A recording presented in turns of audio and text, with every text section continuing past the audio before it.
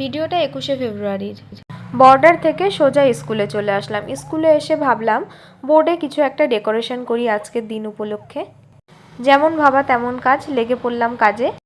লাল সূর্যটাকে আঁকার জন্য সেরকম কিছু খুঁজে পাচ্ছিলাম না। তারপরে মাথায় আইডিয়া এলো থালা দিয়েই এঁকে দেখি। আমি থালা দিয়ে গোল করছি দেখে আমার স্টুডেন্টরা তো খুবই হাসাহাসি করলো। আমি আর কিছু খুঁজে পাচ্ছিলাম না, ভাবলাম থালাটা দিয়েই হয়তো সঠিক শেপটা চলে আসবে।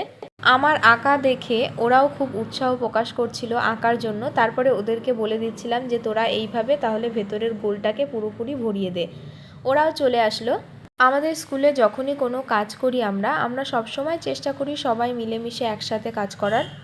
আমাদের স্কুলের মাস্টারমশাই উনি আইডিয়া দিলেন যে 3D এফেক্ট করলে দেখতে খুবই ভালো লাগবে, তাই দাদা সেটাই করে দিচ্ছিল। ব্ল্যাকবোর্ডে কিছু লেখার হলে দাদাই লেখে, দাদার হাতে লেখা খুবই সুন্দর। এরপর বনানিদিও এসে কাজে হাত লাগালো। আমরা দিনের যতটুকু সময় স্কুলে থাকি আমরা চেষ্টা করি সব সময় একসাথে মিলেমিশে থাকার। কি গানে নাচবে আজকে? আমার ভাইয়ের রক্ত। আচ্ছা, এদিকে দেখি। ভাইয়ের তো রক্ত রাঙানো, দিদির এদিকে গলা ফুলে গেছে। কি হয়েছে, টনসিল?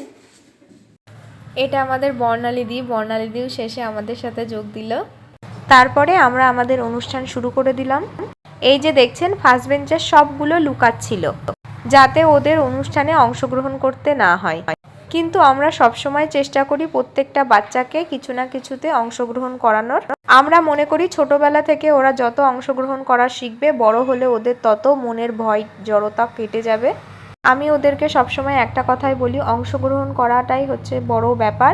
তুমি অংশগ্রহণ করছো মানেই তুমি সবার থেকে এগিয়ে আছো।